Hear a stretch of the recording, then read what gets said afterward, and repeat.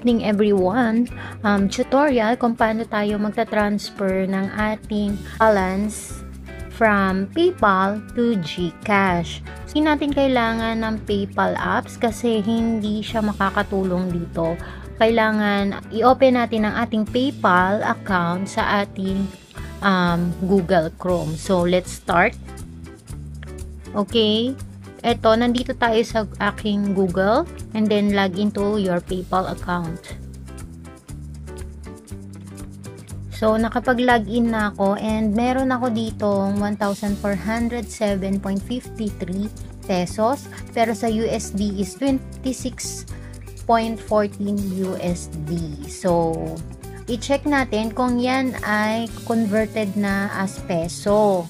Kasi kapag hindi pa siya nakapeso, hindi natin matatransfer ang ating balance from PayPal to GCash. So, i-click natin tong tatlong dot dito sa ating PayPal balance. And then, click Manage Currencies. Okay. Next is yung PayPal balance. I-click natin. Okay, nandito na tayo sa ating PayPal balance. Nakikita nyo yung PHP natin is 0. And yung ating USD is meron siyang 26.14. So, paano natin siya i-convert? Dito sa USD, i-click natin yung tatlong dot. And then, convert currency. And then, piliin natin yung Philippine Peso. And then, next. So, ilagay natin kung ilan ang ating i-convert. So, i-convert na natin lahat. 26.40. 26.14. O yan, ayaw niya ng may point. O yan, dahil yan ready na. Next na natin siya.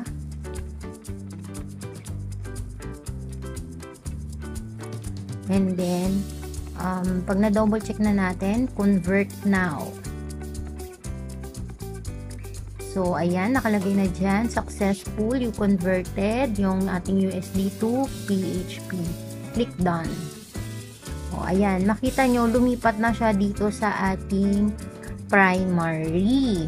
And, pagkatapos nyan, lilipat na tayo doon sa ating GCash. Okay, nandito na tayo sa ating GCash. Ang i-click natin dyan is yung cash in. Makikita nyo dyan, ayan o, sa tabi ng available balance is yung cash in. I-click natin yan. And then, hanapin natin yung PayPal. Pwede din natin siyang i-search or pwede din nandito na sa baba. It's up to you. Ayan. O, as you can see, nandyan na siya, lumabas na siya. And, kailan lang, meron kasi akong tutorial kung paano natin ililink yung ating GCash account sa ating PayPal account. So, natapos ko na yon. So, hindi ko na kailangan mag-link pa ulit. And then, ang minimum amount ng pagta-transfer ng pera from PayPal to GCash is 500 above.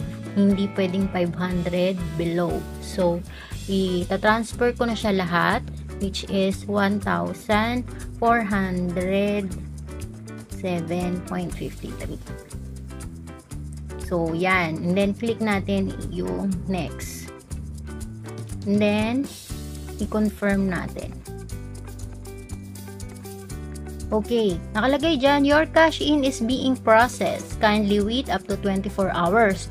24 hours siya, pero minsan, wala pang 24 hours na karating na siya dun sa ating GCash. Then, click natin yung done. Ayan, 1 minute lang siya. Nandito na sa ating nandito na sa aking GCash account yung aking balance sa PayPal na ilipat ko na dito sa aking GCash. I-check natin kung totoo nga na nakarating. Ayan, ito siya, nandito siya sa taas, yung your PayPal cash in status. So, ayan, na-receive ko na siya, guys. So, ganun lamang po kadali kung paano mag-transfer ng iyong PayPal balance account to your GCash account.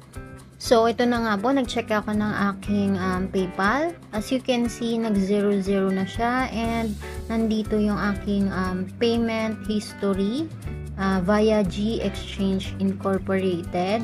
Ayan, yan yung na-transfer ko sa aking GCash, yung 1,407.53 pesos. And nandito rin yung history na nag-convert ako ng USD into Philippine peso. So, that's it. Bye!